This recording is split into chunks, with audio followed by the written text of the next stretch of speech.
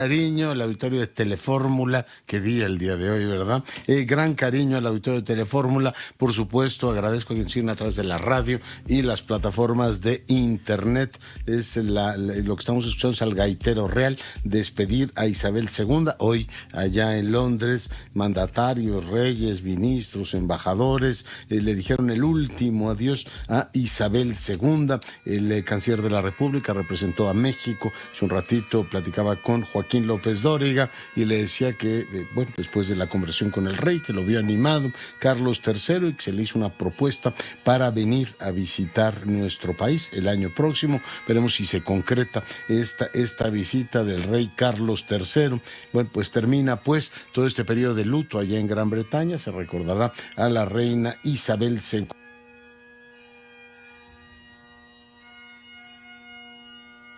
Fíjese usted lo que ha calculado la UNAM.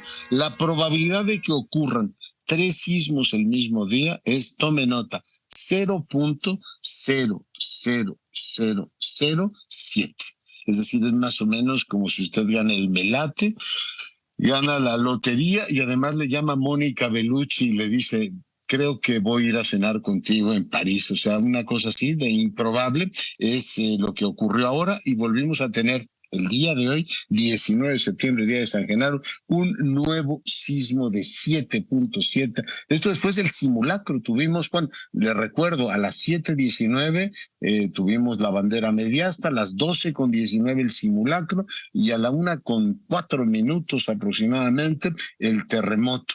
Poco menos de una hora después, efectivamente, se movía la tierra, y hemos tenido hasta ahora 125 réplicas. Reporta una persona muerta en Colima. Hace un instante estuve en enlace con la gobernadora de esta entidad. CFE trabaja para restablecer el fluido eléctrico en algunas, efectivamente, de las poblaciones. Aquí en la capital de la República se revisan edificios, se reúne información. En un instante vamos a platicar con Claudia Sheinbaum, la jefa de gobierno, quien, por cierto, hoy fue llamada por el embajador Salazar presidenta. Así le dijo. Escuche usted lo que le dijo al embajador Salazar.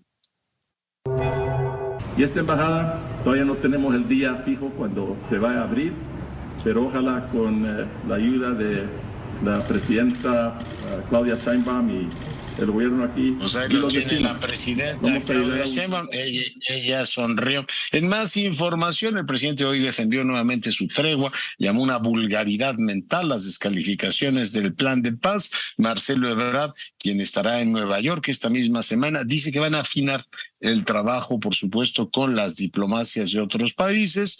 Como usted sabe, el plan integra al Papa, integra a Modi y integra a Antonio Guterres, tratando efectivamente que haya una tregua. Platicaremos, por supuesto, de las implicaciones que esto tiene y si puede o no darse en este caso, un arreglo, un diálogo político entre estos dos países. Mañana arranca la cumbre global de la democracia. Hace un ratito platicábamos con Carla Humphrey, consejera electoral. Estamos hablando pues de una importantísima reunión donde se discute la democracia, los grandes desafíos que tiene efectivamente la democracia. En más información, le comento que hoy tuve la fortuna de estar en la Facultad de Derecho de nuestra máxima casa de estudios. Agradezco mucho a Pedro Peñalosa, que me ha invitado a comentar su libro, del cual hablamos hace unas semanas. Además, tuve la fortuna de verdad de saludar a Ruth Zabaleta y a Jaime Cárdenas, dos personajes importantes de la vida política e intelectual de este país. Y este fin de semana me dediqué a leer Spinoza en el Parque México de Krause.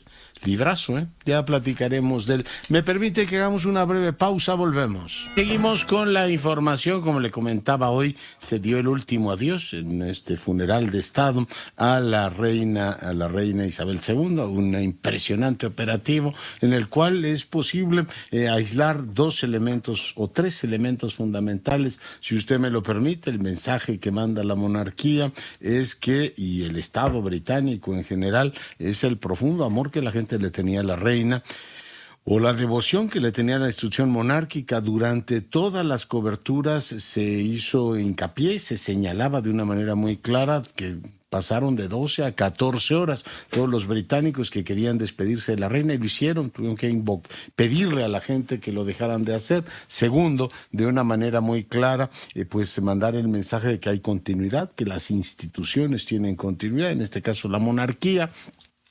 ofrece esta solución de continuidad, tal manera que, bueno, pues fallece la reina, pero ahí está el rey. Y bueno, pues la tercera tiene que ver precisamente con la operación de un país que a través del funcionamiento de sus instituciones, pues no solamente pues, se convierte en el elemento central de los espacios informativos de todo el mundo, bueno, prácticamente todo el mundo, sino que lo que muestran los británicos son capaces de organizar algo verdaderamente notable, ¿no? En términos de organización, reiteraban y subrayaban lo milimétrico de efectivamente el funeral, todo tiene un símbolo, todo está construido como un gran mecanismo de relojería y la verdad es que lo hacen de maravilla. Yo recuerdo todavía nítidamente, además, el momento en el cual tuve la fortuna de estar. Por cierto, estuve ahí con Ciro Gómez Leiva, a quien le mando un gran saludo en esa inauguración de las Olimpiadas de Londres.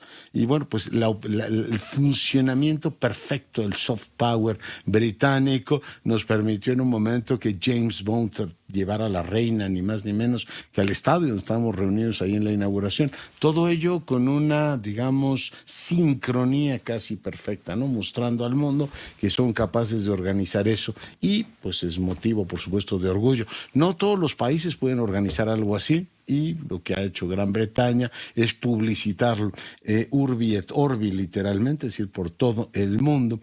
Y mandar este mensaje, ¿no? De la enorme organización que tienen como institución. Voy ahora contigo, Israel Aldave. Saludos. Hola, ¿qué tal, Leonardo? Gracias. Muy buenas noches. Comentarte que hace unos cuantos minutos Comisiones Unidas del Senado aprobaron por 18 votos a favor, 10 en contra, y la abstención de la priista Silvana Beltrón es la minuta que recibieron en días pasados de la Cámara de Diputados para ampliar a Leonardo hasta el 2028 la labor de las Fuerzas Armadas en materia de seguridad. Comentarte, Leonardo, que esto ha ocurrido aquí en estas comisiones de estudios legislativos y puntos constitucionales, pero la historia va a ser diferente, Leonardo, en el próximo miércoles, cuando el tema sea discutido en el pleno de esta Cámara Alta. El coordinador de los morenistas, Ricardo Monreal, reconoce, Leonardo, que la oposición, el llamado bloque de contención, se mantiene firme para rechazar en conjunto esta reforma constitucional. Así lo reconoció. Pero sí puedo decir que mantienen una posición ahora más inamovible que en otras ocasiones. Estoy intentando buscar alternativas, pero en esta ocasión veo a los integrantes de los grupos parlamentarios distintos a los nuestros más firmes en su decisión, sin movimiento.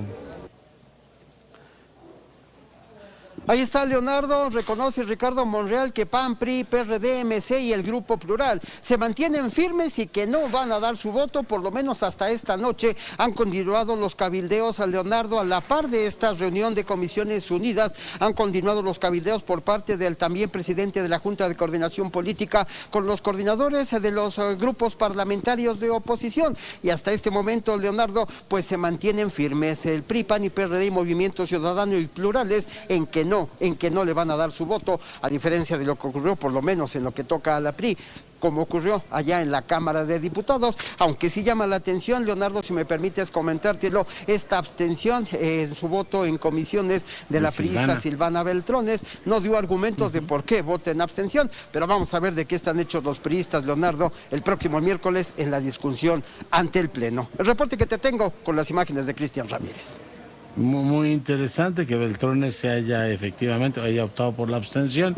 Vamos a ver, hace unos días el senador Aceves recibió la amable visita del secretario de Gobernación y algunos otros no necesariamente han tomado posición sobre el particular. Algunos de ellos sabemos que ya están pensando en su carrera política, pienso en Yucatán, etcétera. Por tanto, tendrían un incentivo para moverse a la mayoría, es decir, ir con la mayoría. Claro, no podemos tampoco olvidar olvidar que Ricardo Monreal se abstuvo en la última votación y bueno, pues algunos podrían presumir que no tiene todos los incentivos para conseguir esa mayoría constitucional. Vamos a ver, como tú dices, si alinean o no al revolucionario institucional. Recordar que la bancada completa votó en la Cámara de Diputados, es todo una señal política, y vamos a ver qué dice también el doctor Mancera. De todas maneras, pues nos mantenemos pendientes a tus crónicas.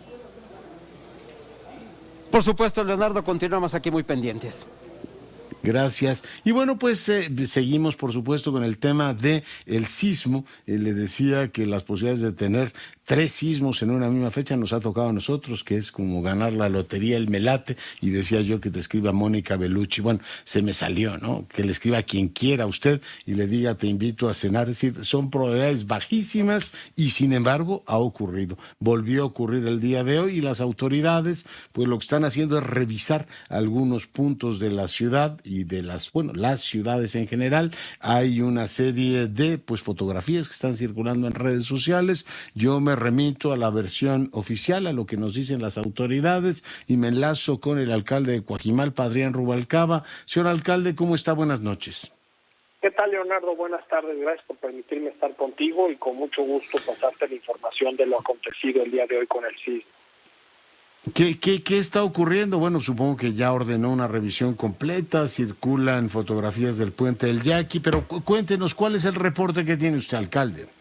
Mira, como tú sabes, después de un sismo tenemos la obligación de hacer el protocolo de seguridad que nos obliga a que diferentes direcciones generales hagan supervisiones en diferentes puntos de la demarcación y de esta manera poder constatar que no haya afectaciones en los inmuebles de gobierno e inclusive en estructuras particulares.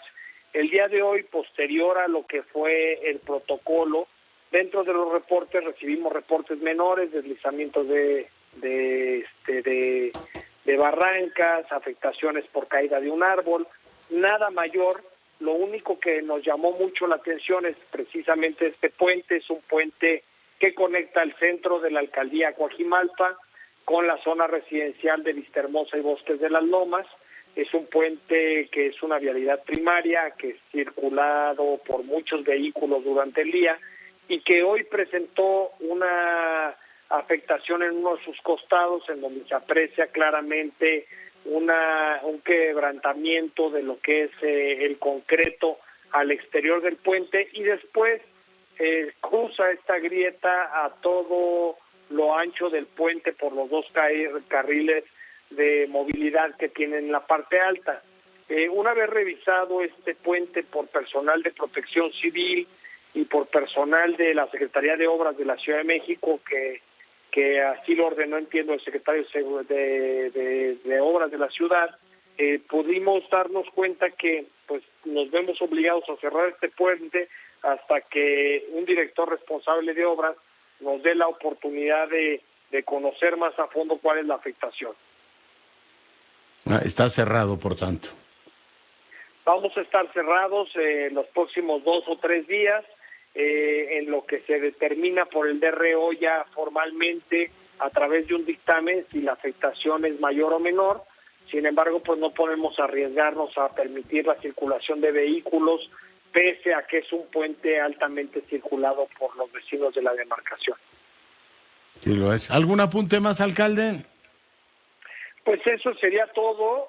Agradecerte el espacio y bueno, pues pedirle a la población su comprensión en los trabajos que se van a estar realizando en este puente, porque independientemente de que la afectación sea o no de importancia, pues tendremos que repararlo y de esta forma pues estaremos afectando la vialidad.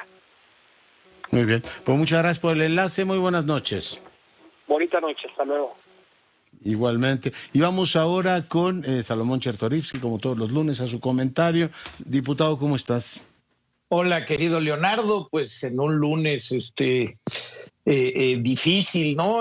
Un lunes de muchas emociones, de muchas preocupaciones, que nos rememora momentos que esta ciudad ha vivido con mucho dolor y pues como ya decías hace unos momentos, pues la probabilidad de que 3 eventos como los sismos de más de 7 grados se vivan el mismo día, pues es una probabilidad ínfima. Así que pues empezamos una semana compleja, estimado Leonardo, pero con el gusto de saludarte a ti y a tu auditorio.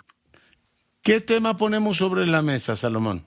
Mira, Leonardo, quería platicar sobre la invasión a Ucrania y en específico, pues sobre el discurso del presidente López Obrador y su locuaz, ingenua propuesta de un cese a las hostilidades y la creación de esta comisión de paz. Déjame tratar de sumarizarlo primero en 3 puntos. Es una ingenuidad. Lo primero que podría decir es: el presidente no ha salido de México y no está en contacto con las y los mandatarios del mundo, no está platicando con otros gobiernos y no trae ahora sí que el sentimiento, la escucha de lo que se vive. El presidente de manera reiterada se rehúsa a ir a foros internacionales, se rehúsa a viajar y a visitar a sus homólogos.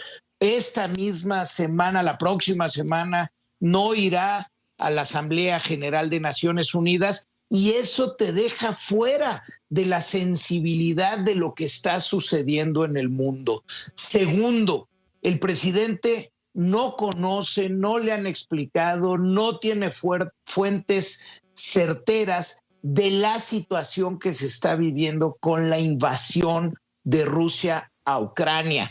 Si las tuviera, no propondría, por ejemplo, un cese al fuego, sin entender lo que ha pasado en estos 7 meses, lo que ha pasado en las últimas semanas con la ofensiva de Ucrania, Ucrania ganando territorio al ejército ruso en el este, lo que han encontrado, por ejemplo, en Izium recientemente, 400 fosas en donde claramente va a haber elementos para poder llevar a juicio al ejército ruso, a Putin, por crímenes de guerra. Todo esto se está recabando, y en ese momento en que Ucrania está a la ofensiva, está recuperando el territorio, se hace una ingenua solicitud o propuesta de cese de actividades bélicas, cuando pues no se dice siquiera si ese cese representaría el regreso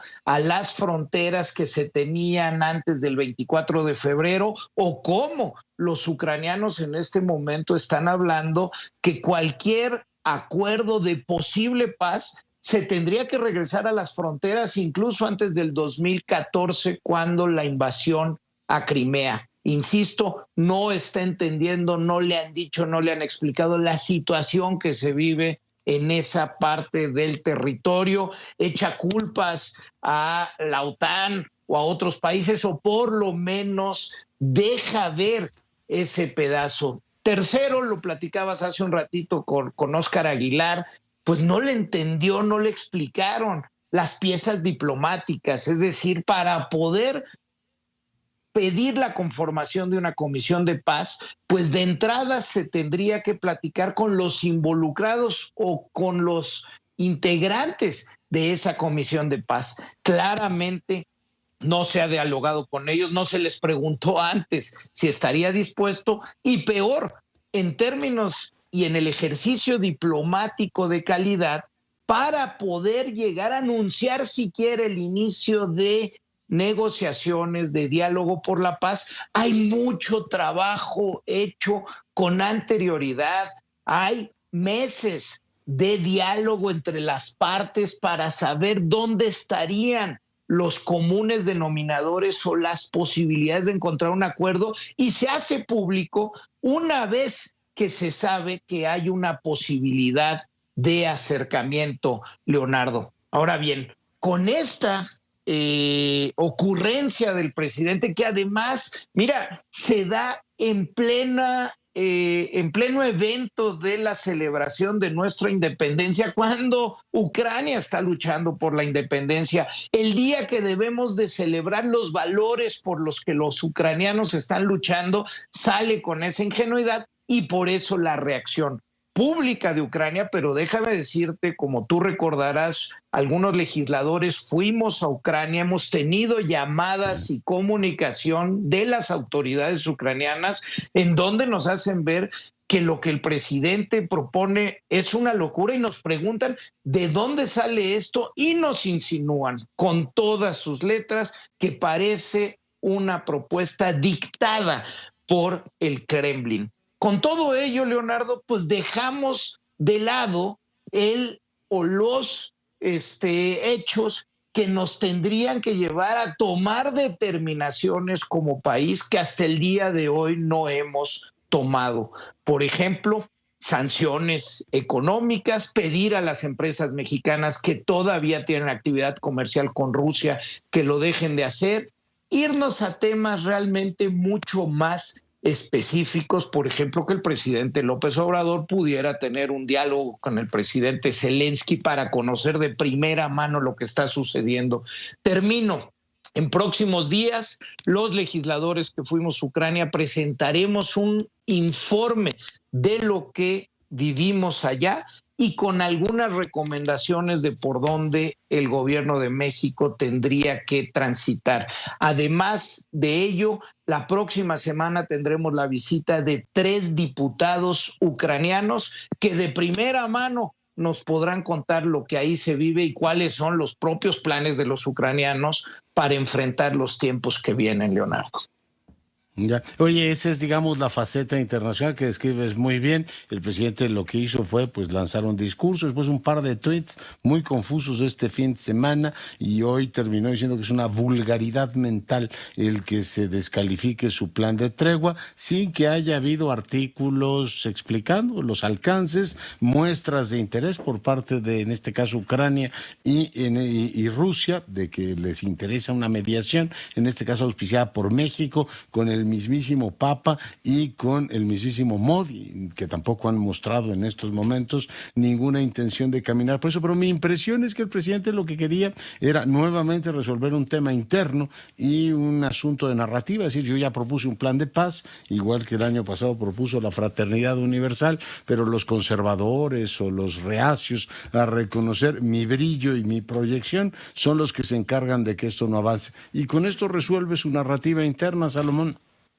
Pues es muy probable, Leonardo, y pues como has dicho, pues pareciera que todo lo que le interesa es el discurso interior, pero qué mal nos hace quedar como país, como un país con una larguísima tradición diplomática, y como hoy escribía Cecilia Soto, decía, pobre canciller Ebrard, mejor que se ausente o que renuncie. Yo no puedo pensar lo que el embajador de la Fuente en estos momentos, las machincuepas que va a tener que hacer para tratar de llevar el plan propuesto por el presidente a la Asamblea General de Naciones Unidas. Realmente nos hace quedar muy mal, insisto, contrario a la tradición diplomática mexicana, que es respetada y reconocida a lo largo y ancho del planeta. Qué dura Cecilia hoy, dice. Entonces, o ya ahí en Nueva York que se improvise otro discurso para que lo corran. Pero bueno, alternativas que le propone a Marcelo Ebrard. Salomón, te mando un gran abrazo. Fuerte abrazo, querido Leonardo, y un abrazo en particular a quienes hoy sufrieron el sismo, que no sepamos más de penas.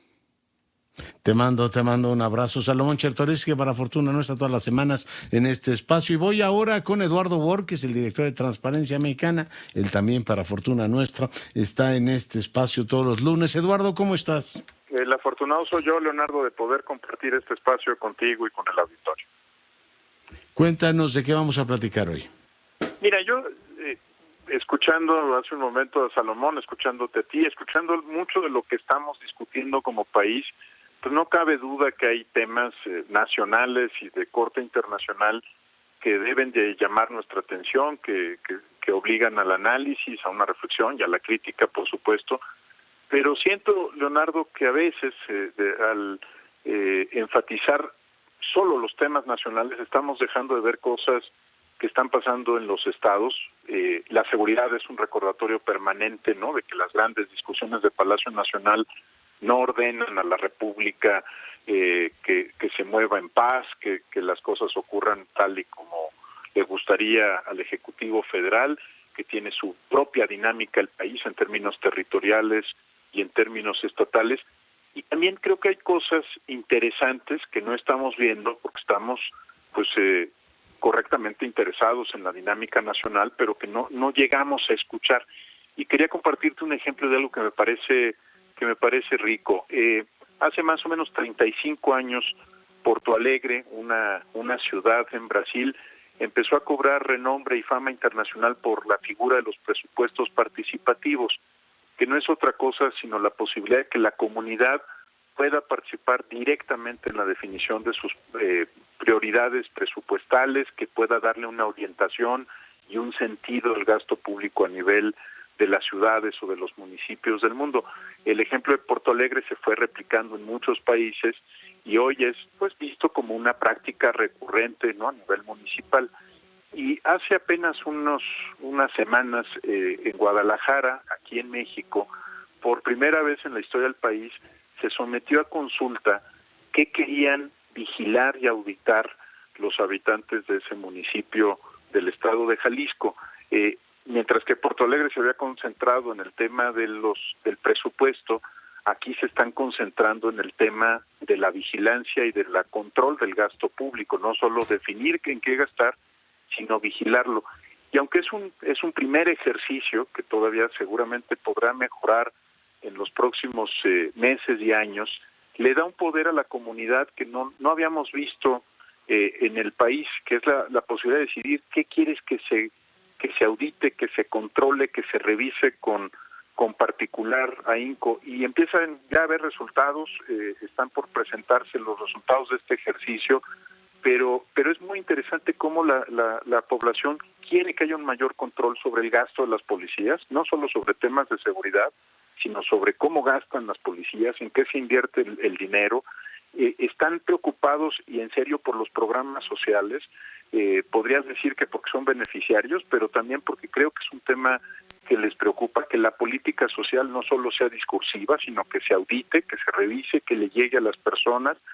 Y por supuesto hay temas de infraestructura urbana que pues despiertan interés y atención del tema. Lo que trato de poner aquí, Leonardo, en este importante espacio para nosotros como Transparencia Mexicana, y creo que para el auditorio, es que hay muchas otras conversaciones ricas de las que nos estamos privando y que hay que volver a mirar a la República, mirar a otros lugares, otros municipios, otros estados, porque puede ser que esta obsesión presidencial por controlarlo todo nos esté dejando sin ver muchas cosas interesantes que pueden ser tan ricas como las que ocurrieron en Porto Alegre, en Brasil, hace 35 años, u otras que seguramente están pasando en este momento también en México. Creo que un antídoto al hiperpresidencialismo es también el reconocimiento de que hay otras cosas que se mueven, que son interesantes y que tenemos que empezar a compartir y discutir, Leonardo. Pues tienes toda la razón, mi querido amigo, y sí, debemos encontrar ese ancho de banda para discutir otros temas y no estar efectivamente centrados solamente en una agenda. ¿Algún apunte más, mi querido doctor? No, pues con un gusto enorme de saludarte, que la mayor parte de las personas están bien, sé que muchas con miedo, pero te mando un realmente afectuoso saludo, Leonardo, y en este día que ha sido, pues ya el tercero que nos toca el 19 de septiembre a ti y a mí, ¿no? Por tercera vez en nuestra vida, te mando un muy, muy fuerte abrazo. Tú la lotería no te la has ganado ni una ni dos veces, imagino, mucho menos tres, ¿no? No, si no he sido gobernador de Veracruz nunca, ¿te acuerdas que ahí se la ganan hasta 2 veces en el mismo sexenio, ¿no? Ahora sí, yo estaba hablando de lo aleatorio, pero en este caso es lo condicionado. Te mando un gran abrazo, Eduardo. Un abrazo muy fuerte, Leonardo. Muy buenas noches a ti y al auditorio. El doctor Borges me recuerda que hasta en eso la lotería la hemos, como la gente, yo jugaba melate, muchos años de mi vida jugué melate porque creía que me iba a tocar, hasta que se acuerda que trucaron en este caso el sorteo, ¿no? Y pues resulta que se lo había ganado otro, entonces no, ya ni eso. En la lotería la dejé de jugar cuando un presidente dijo que era, ¿cómo le llamó? El impuesto de los tontos, pues lo tocaba a los políticos, y ahora pues ve uno que si te ganas la lotería te ganas unos terrenos, dice uno, qué barbaridad. Imagínate si me gano unos terrenos, ¿qué hago en vez de que me caiga dineritos? Polo Espejel, adelante. ¿Cómo está, doctor? Muy buenas noches. A raíz de este fuerte sismo que se sintió poco después del mediodía, de inmediato comenzaron a surgir en redes sociales imágenes del puente vehicular que conduce de Magnocentro a Bosque Real en Interlomas, municipio de Huixquilucan. Aparentemente se habría fracturado. Ya estuvimos ahí, doctor, y bueno, pues la Coordinación de Protección Civil de Huixquilucan, en voz de Alfredo Gutiérrez, su titular, ha confirmado y ha descartado que no hay ningún daño estructural, que inmediatamente que se conocieron estas imágenes, en atención a esta denuncia, se cerró la circulación de este puente vehicular y se ordenaron 3 dictámenes periciales, los cuales... Muy bien, pero entonces no tiene problema estructural, me dices, ¿no? Ningún problema estructural. Le comentaba que estos 3 despachos coinciden con un despacho privado y los 4 coinciden, doctor, en que no hay daño estructural, simplemente fue el pánico, la psicosis de la gente. Ya. Son juntas de suspensión para que sirvan de articulación. Nos va a tocar la campana. Gracias por el reporte. Buenas noches. Que miles de ciudadanos despidieron a Isabel II, estuvieron en las calles diciendo su último adiós a la reina. Estuvieron también, pues por supuesto, además de los ciudadanos, los líderes de todo el mundo. Estuvo Joe Biden, estuvo Emmanuel Macron, estuvo Justin Trudeau, estuvo la primera ministra de, en este caso, Nueva Zelanda, estuvo el presidente de Italia, el presidente Mattarella, estuvo también Jair Bolsonaro, quien por cierto tendrá que viajar directamente a Naciones Unidas, porque Brasil es el país que tradicionalmente abre la sesión de la Asamblea General de Naciones Unidas. Bueno, hay muchas cosas que uno descubre en su vida. Una es que profesionalmente se puede discutir un tema que yo proclamo todos los días: ser rabiosamente feliz. Resulta que hay efectivamente una profesional que se dedica, entre otras cosas, a orientarle a uno para materializar ese propósito. Yo saludo a Valentina Luján, ella es especialista en la ciencia de la felicidad, que hoy me acompañe. Doctora, ¿cómo estás? Hola, Leonardo, muy bien, gracias. ¿Y tú? Bien. Oye, cuéntale al auditorio, ¿es posible? Hay una ciencia de la felicidad. ¿Es posible plantearse eso? Claro, es la psicología positiva. Bueno, buenas noches a todo el auditorio. La ciencia de la felicidad es la psicología positiva. Y es en 1998 cuando Martin Seligman amplía esta mirada de la psicología tradicional, que se enfocaba en el trauma, en la crisis, en la enfermedad, en curar lo que no estaba funcionando. Y lo que él dice es: ¿por qué no volteamos a ver las familias, los sistemas, las parejas que sí funcionan, para entender qué es lo que hacen y poder replicar esas herramientas en los sistemas que no están funcionando? Entonces, si bien no ignora la crisis y el trauma y la enfermedad, sí nos aporta una mirada distinta para apalancarnos en lo que sí funciona, en lo que sí es suficiente, en las fortalezas, en las políticas que sí han dado resultado, para poder mejorar lo que no está funcionando. Es muy interesante porque el enfoque tradicional de psicólogos y novelistas se le atribuye a Tolstoy, no se le atribuye, es de Tolstoy, la frase esta de que las familias felices no son interesantes. Sin embargo, bueno, igual que las familias, es que el tema es cómo consiguen las personas estos equilibrios y que se van encontrando regularidades. Cuéntanos un poco de la ciencia, Valentina.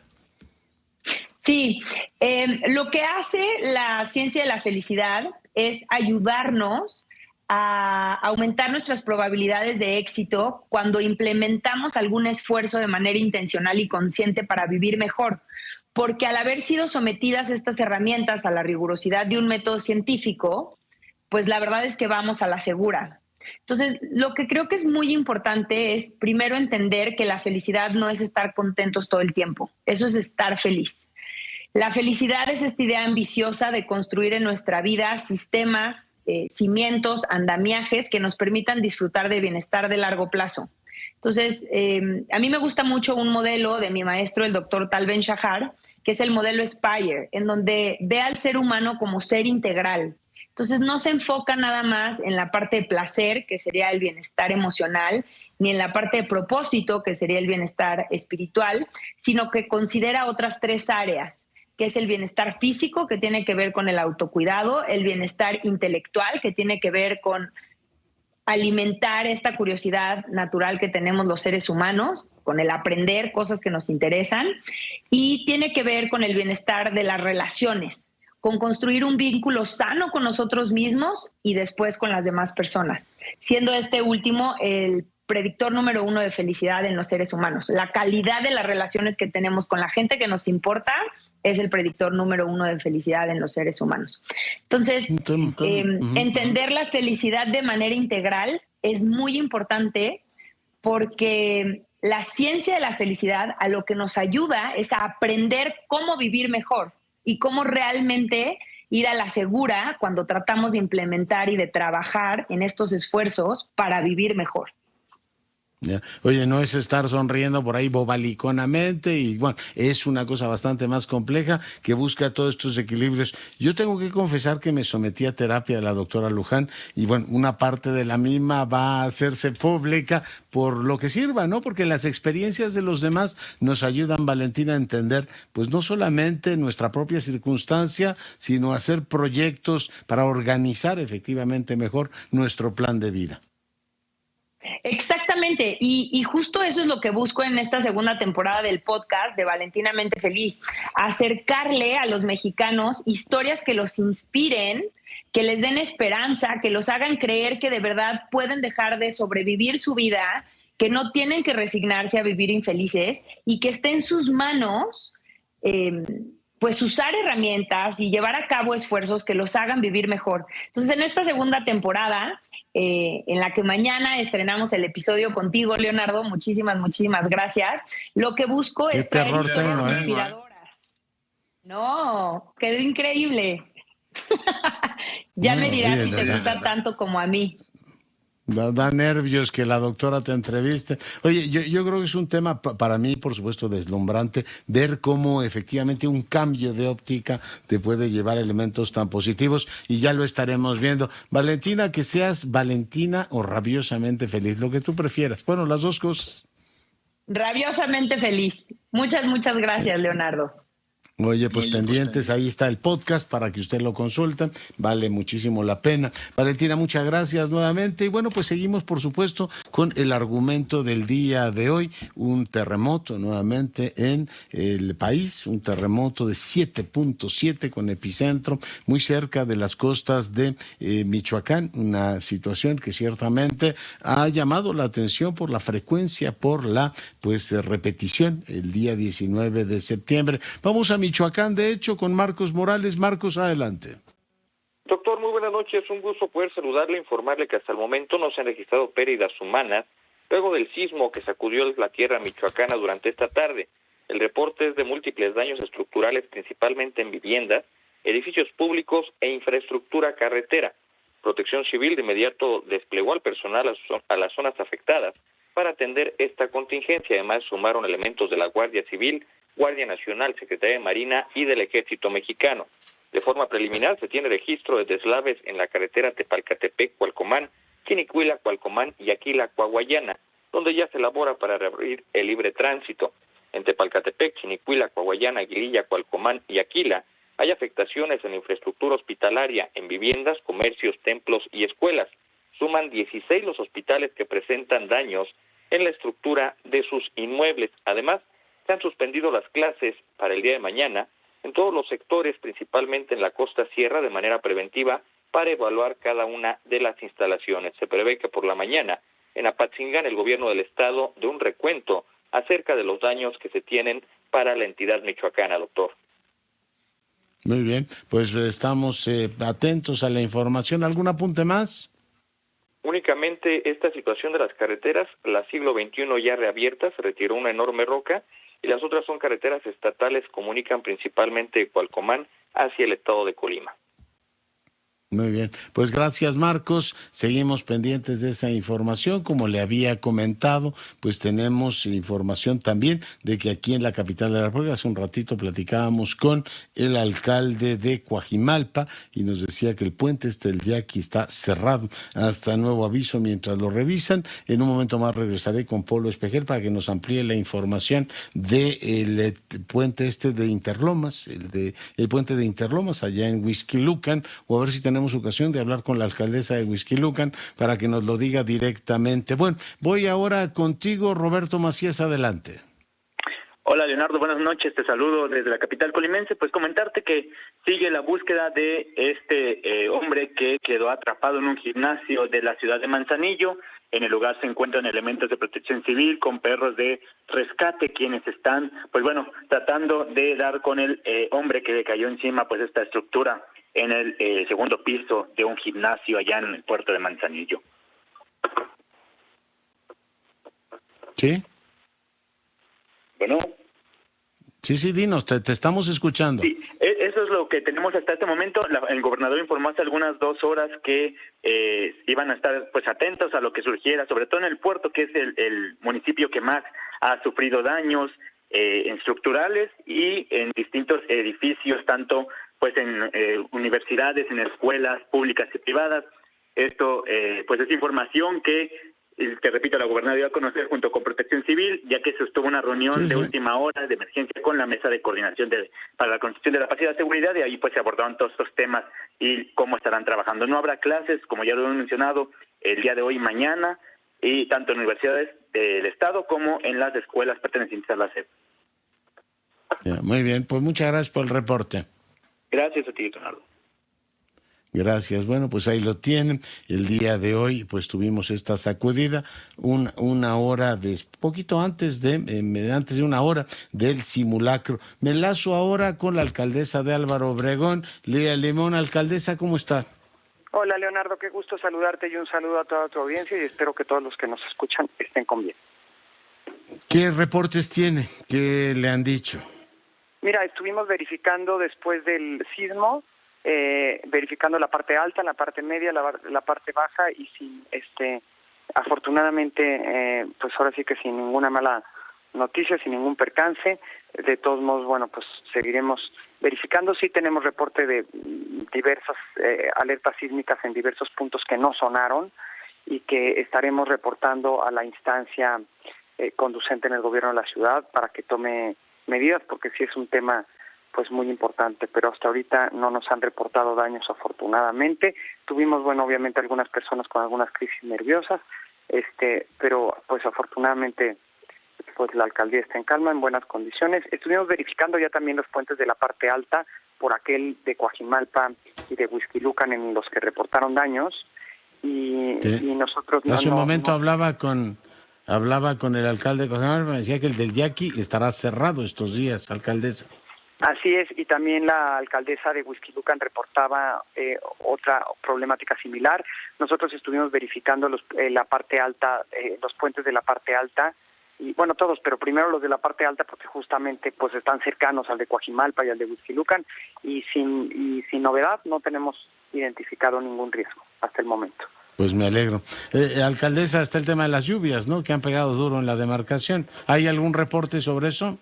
Híjole, las lluvias han pegado durísimo, la verdad. Sí hemos estado reportando al gobierno de la Ciudad de México, tenemos, pues de los 600 taludes que tiene la alcaldía, tenemos 200 taludes en riesgo. Hemos notificado aproximadamente como a 350, 400 familias de 500 que viven en esa zona, notificándolas sobre el riesgo que hay, y hemos también mandado diversos oficios al gobierno de la ciudad para que hagan caso y atiendan esta problemática de los taludes, que sí me parece urgente porque sí existe un riesgo de desgajamiento y la verdad es que pues no pueden estar ignorando esta problemática, ¿no? Pues La verdad es que pues es un tema muy complejo porque pues es una alcaldía yo creo que la alcaldía que más taludes tiene, ¿no? Y estos 190, sí, bueno, casi 198 taludes en riesgo son los que hemos estado reportando al gobierno de la ciudad y los que pedimos atención sin que hasta ahorita se haya dado ningún tipo de atención. También decirte que 82 de las 200 colonias de la alcaldía se encuentran sobre suelo minado y en ellas viven alrededor de 460,000 personas. Ahorita hemos estado en estos tiempos atendiendo ya 3 minas. Estamos analizando otra para tener claro si es socavón o mina, pero 3 minas ya atendidas y esas 3 minas, pues también pedimos apoyo al gobierno de la ciudad sin tener ninguna respuesta. Ya nos hicimos cargo nosotras. Una de ellas estaba poniendo en riesgo 6 viviendas. Era muy profunda, de 16 metros. Otra era mucho menos profunda, pero estaba muy cerca de una torre de luz de la CFE. Y por lo tanto, pues el riesgo de que se pudiera colapsar esta torre era muy alto. Entonces la atendimos ya y bueno, pues estamos trabajando en este tema, pero sí pedimos el apoyo del gobierno de la Ciudad de México para la atención de los taludes. Y el otro tema, de las presas. Todas las presas de la ciudad, excepto 2, están en Álvaro Obregón, ¿verdad? Entonces, nosotros desde hace tiempo hemos pedido el desasolve de las presas. Por ejemplo, de Río Becerra, de los 3 brazos, solo se desasolvó uno de los brazos, pero los otros 2 siguen muy asolvados y esto sí genera un riesgo importante. Las lluvias pueden hacer que cualquiera de estas presas pues se desborde, ¿verdad? Y genere pues, un daño. Pues tomamos nota de todo eso. Y a ver, alcaldesa, si la semana próxima nos da un ratito para platicar de la situación en Santa Fe, en la parte de Álvaro Obregón, porque hay mucha inquietud con este tema de si se van a expropiar o no. Hay autoridad federal ahí, pero bueno, hoy es la emergencia del sismo y si la semana próxima tiene a bien, platicamos del tema, alcaldesa. Tú me dices cuándo platicar de lo de Santa Fe. Sí, es muy grave lo que está pasando, es preocupante, es, por decirlo menos, un intento de robo desde el poder, o una extorsión por parte de la Fiscalía a ciudadanos que hoy tienen propiedad y se está dañando el derecho a la propiedad. Se está dañando, pues nadie puede ser privado de su propiedad sin juicio previo, ¿no? Y aquí no hay ningún juicio. Se está dañando el derecho a la propiedad, el Estado de Derecho y vulnerando la garantía de audiencia y de certeza jurídica. Por lo tanto, sí es muy grave lo que está pasando. Es un intento de robo basado en un decreto de 1907. Imagínate, los tiempos de don Porfirio. De don Porfirio aquí. Muchas gracias, alcaldesa. Estoy a la orden. Un gusto. Gracias, saludar. la alcaldesa Lía Limón de Álvaro Obregón, hoy platicando con usted. Bueno, íbamos a conversar con la doctora Claudia Sheinbaum para ver cómo están las cosas en materia en la ciudad, pero bueno, lamentablemente pues ha tenido que atender una serie de reuniones. Le comento que el día de hoy dio a conocer cómo estaba efectivamente la ciudad. Hace un ratito platicó con mi compañero Jaime Núñez y le reportaba efectivamente que pues se reportó saldo blanco en el simulacro y en el sismo. Se encuentran todavía revisando inmuebles y puentes. Le comentaba también en otros temas que el día de hoy Joaquín López Dóriga platicó con el canciller de la República. Hablaron de varias cosas. Una de ellas es la invitación que le formularon al rey Carlos III. Parte de lo que le dijo fue esto. El propio rey Carlos III ahora, en la recepción que dio el domingo, cuando lo saludé, se acordó muy bien de México. México ha estado varias veces en México, yo diría hasta exclusivo. Se ve que tiene una memoria muy vívida del país, de su experiencia ahí. Le dije, oiga, pues a ver si puede venir el año que entra. Entonces le vamos a mandar una invitación formal para eso, ¿no? Pero lo vi muy, con unos recuerdos muy buenos de México. Bueno, pues ahí lo tiene, eso es lo que dijo Marcelo Ebrard. Y vaya día, hoy 19 de septiembre, empezamos con los funerales reales, después tuvimos terremoto, 19 de septiembre del 2022, tampoco se nos va a olvidar. Nos vamos, cuídese y sea rabiosamente feliz.